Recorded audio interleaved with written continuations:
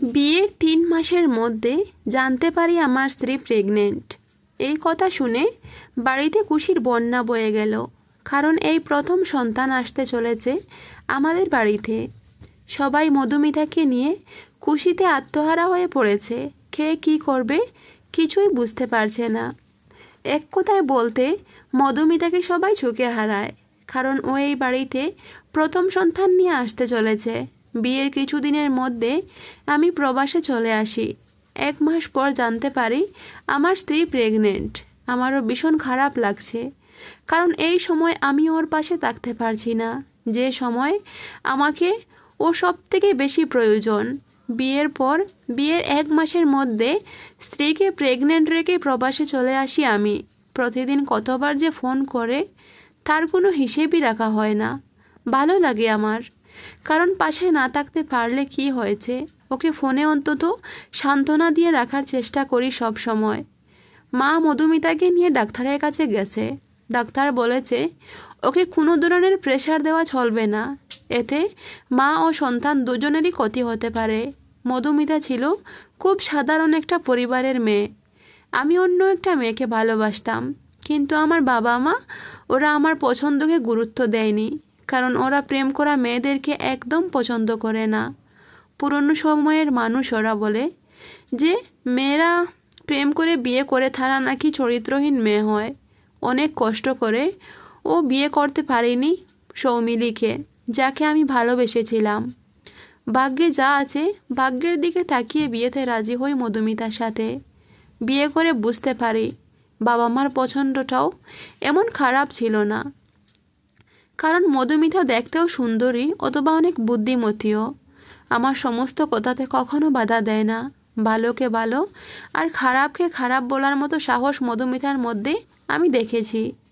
বিয়ের 1 মাস পর জানতে পারি মধুমিতা প্রেগনেন্ট। এই খবর শোনার পর আমাকে প্রবাসে চলে আসতে হয়। বাবা মা বারবার বারণ করছিলেন যাতে ওকে এই অবস্থায় ফেলে না আসি, কিন্তু কিছুই করার ছিল না। আমার পকেটে একটা টাকাও ছিল না। সামান্য কিছু টাকা ছিল, যা দিয়ে বিয়েতেই শেষ হয়ে যায়। 2 দিন পর যখন সন্তানের পৃথিবীতে আসতে চলবে, তখন কোথায় পাবো এত টাকা?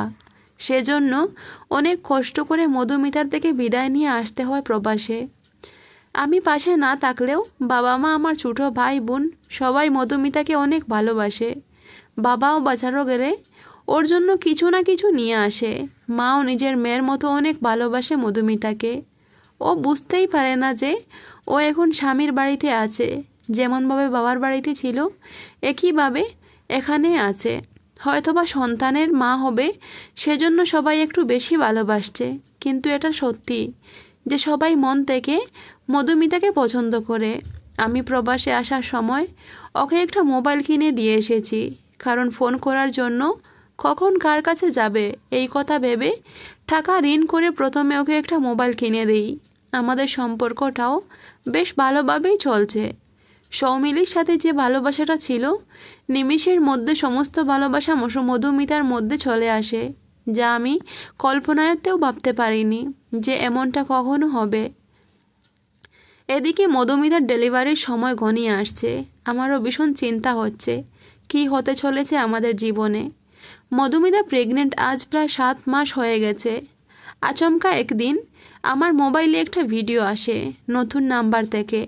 হোয়াটসঅ্যাপে নতুন নাম্বার দেখে ভিডিও দেখি আমি অবাক হয়ে যাই, কারণ চিনি না এই নাম্বারটা কার আর ভিডিওটাও বা কার। এই কথা ভাবতে ভাবতে ফোনটা হাতে নিয়ে যখন ভিডিওটা দেখতে শুরু করি, তখন আমার মাথায় আকাশ ভেঙে পড়ে। স্বপ্নেও কখনো যে কথাটা আমি ভাবতে পারিনি, আজ এমন একটা সত্যের সামনে আমাকে দাঁড়াতে হচ্ছে। কি করে বিশ্বাস করি আমি এত বড় একটা ঘটনা? আর বিশ্বাস না করেও বা কোথায় যাই?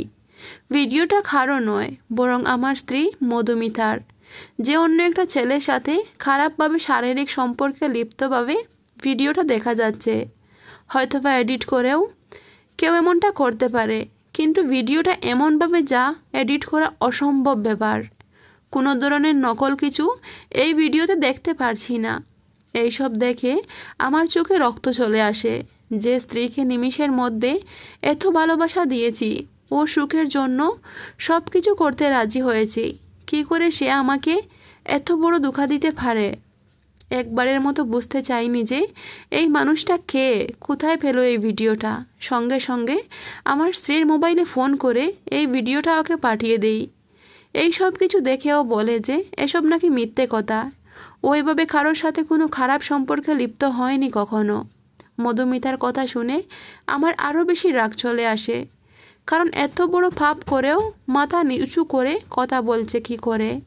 আমি এক মুহূর্ত সময় নষ্ট না করে বললাম, ফোনটা মায়ের কাছে দাও। মধুমিতা বয়ে বয়ে ফোনটা মায়ের হাতে তুলে দিল। প্রথম থেকে শেষ পর্যন্ত সমস্ত ঘটনা মাকে বলতে শুরু করলাম। এই সব কিছু শুনে আমি ফোনে থাকা অবস্থায় মা মধুমিতাকে যা নয় তাই বলছেন। গরিব ভিখারি বাড়ি থেকে তুলে এনে রাজপ্রাসাদে ঠাঁই দিয়েছিলাম, ভালোবাসা দিয়ে মাথায় তুলে রেখেছি, সেজন্য এমনটা হয়েছে আমাদের সাথে। মা বলেন, আমার তো ভয় হচ্ছে যে এই মেয়ের গর্ভে যে পাপ আছে সেটাও হয়তো অন্য কারোর পাপ হতে পারে, কারণ বিয়ের 1 মাসের মাথায় কোনো মেয়ে এত সহজে প্রেগনেন্ট হয়ে যায় এটাই প্রথম শুনলাম। মায়ের এমন কথা শুনে আমার মধুমিতার প্রতি আরও বেশি ঘৃণা চলে আসে। এক মুহূর্ত সময় নষ্ট না করে মাকে বলি, এই মেয়েকে নিয়ে ডাক্তারের কাছে যাও, গিয়ে পরীক্ষা করে দেখো এই সন্তানটা কি আমার নাকি অন্য কারোর। মধুমিতা অজুরে খাচ্ছে। ওর কান্নার আওয়াজ শুনে আমার ভীষণ রাগ হচ্ছিল। মনে হচ্ছিল যদি একবারের জন্য কাছে পেতাম হয়তো মেরে ফেলতাম। এমন বিশ্বাসঘাতিনী বেঈমানকে এই পৃথিবীতে বেঁচে থাকার কোনো অধিকার নেই ওর। মধুমিতা মায়ের পায়ে ধরে বারবার কাঁদতে কাঁদতে বলে, আমি এমন কোনো পাপ করিনি মা, আমাকে বিশ্বাস করুন। হয়তো এটা কোনো নকল ভিডিও হতে পারে। আমার গর্ভের সন্তানের নামে দিব্যি করে বলছি, আমি এমন কোনো কাজ করিনি। কেউ ওর কথা বিশ্বাস করেনি, এমনকি আমিও না। মা আমাকে বলেন, এই মেয়েকে এখনই ডিভোর্স দে। মায়ের কথা শুনে আর সমস্ত ভিডিওর কথা মনে করে আমিও এক এক করে মধুমিতাকে সমস্ত কথা বলে আমার থেকে চিরতরে আলাদা করে দেই ওকে। সঙ্গে সঙ্গে সেখানেই অজ্ঞান হয়ে পড়ে মধুমিতা। মানবতার খাতিরে বাড়িতে সবাই ওকে নিয়ে ডাক্তারের কাছে যান। সেখানে পৌঁছানো মাত্র আধা ঘন্টার মধ্যে মধুমিতার গর্ভে একটা মৃত সন্তানের প্রসব হয়। আরও কিছু সময়ের মধ্যে মধুমিতা এই পৃথিবী ছেড়ে চিরতরে বিদায় নেয়, যা আমার কাছে মেনে নিতে অনেক কষ্ট লাগছিল। হয়তোবা সে এখন আর আমার স্ত্রী ছিল না, তবুও কেন জানি না তার জন্য মনটা ভীষণ খারাপ লাগছিল। কারণ ডাক্তার আগেই বলেছিলেন মধুমিতাকে কোনো ধরনের প্রেশার না দিতে, কারণ ওর প্রেগন্যান্সিটা একটু অন্যরকম ছিল। আর মধুমিতাকে এমন একটা প্রেশার দেওয়া হয়েছে যাও নিতে পারেনি। হঠাৎ করে মনে হলো এই নতুন নাম্বার থেকে কে বা ফোন করেছিল আর কেন এই ভিডিও পাঠিয়েছিল আমার মোবাইলে।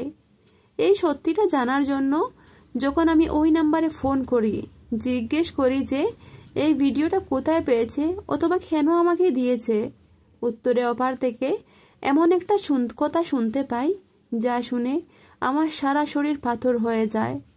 ওপার থেকে একটা ছেলে বলে, এটা হয়তো ভাবছো তোমার স্ত্রীর ভিডিও। আজ থেকে 1 বছর আগে তোমার স্ত্রী কলেজের সমস্ত ছেলেদের সামনে আমার গালে একটা থাপ্পড় মেরেছিল। আমি এমন কোনো খারাপ কাজ করিনি ওর সাথে, খারাপ কথাও বলিনি কখনো ওকে। আমার ভুল শুধু একটাই ছিল, তোমার স্ত্রীকে ভালোবাসার প্রপোজ করেছিলাম, কিন্তু সবার সামনে ও আমাকে থাপ্পড় মেরে অপমান করেছিল। সেদিনই আমি প্রতিজ্ঞা করেছিলাম ওর বিয়ের পর অপমান করে ওর স্বামীর বাড়ি থেকে ওর বাবার বাড়িতে ফেরত আনবো আমি। মাসখানেক আগে জানতে পারলাম যে ওরা নাকি বিয়ে হয়ে গেছে। তারপর আমি এই ভিডিওটা প্রায় 15 দিন সময় নিয়ে বানিয়েছি, যাতে কেউ বুঝতে না পারে যে এটা একটা ফেক ভিডিও। হ্যাঁ, আমি সাকসেস হয়েছি। তোমার স্ত্রীকে অপমান করেছি, তোমার জীবন থেকে সরিয়ে দিয়েছি, কিন্তু মনে মনে একটাই কষ্ট লাগছে। আমি তো এই পৃথিবী থেকে ওকে সরিয়ে দিতে চাইনি, কারণ এত বড় পাপ আমি করতে চাইনি।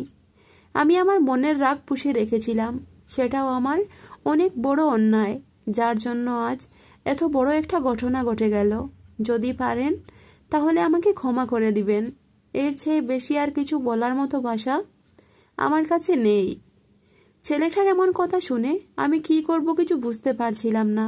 এত বড় অন্যায় আমি মানুষ হয়ে মানুষের সাথে কি করে করতে পারলাম, যা ভাবতেও আমার শরীরের এক এক পশম শিউরে শিউরে উঠছে। জানি এখন আর মধুমিতাকে ফিরে পাওয়া সম্ভব নয়, সেজন্য এই ব্যাপারে আর কারোর সাথে কোনো কথা বলতে চাইনি আমি। যদি বলি হয়তো এই ব্যাপার নিয়ে সবাই আরও অনেক কথা বলবে। শুধু নিজের স্ত্রীকে নির্দোষ প্রমাণ করার জন্য আমার পরিবারের সবাইকে বলেছি যে মধুমিতা এমন কোনো অপরাধের অপরাধী ছিল না। হয়তো জীবনে অনেক ভালো কাজ করেছিল মধুমিতা, সেজন্য এই পাপে সমাজ থেকে চলে যায় চিরতরে, একখান নিষ্পাপ সন্তানের জন্ম দিয়ে। পাপের সাগরে তো আমাদেরকে ভাসিয়ে দিয়ে মধুমিতা চলে গেল এই পৃথিবী ছেড়ে। যা চাইলেও যতদিন বেঁচে থাকবো কখনো নিজেকে ক্ষমা করতে পারবো না। এটাই আমার জীবন। ভুল বুঝে সত্য মিথ্যা যাচাই না করে অনেক কষ্ট দিয়েছি মধুমিতার মনে। হয়তো কোনো দিনও আমাকে ক্ষমা করে দেবে না। অনেক কান্না করেছে বেচারি মেয়েটি, কিন্তু ওর আর্তনাদ কেউ শুনেনি, এমনকি আমার মতো পাপিষ্ট স্বামীও না। গল্পটা এখানেই শেষ করলাম। ভালো লাগলে চ্যানেলটা সাবস্ক্রাইব করে পাশে থাকো। ধন্যবাদ বন্ধুরা।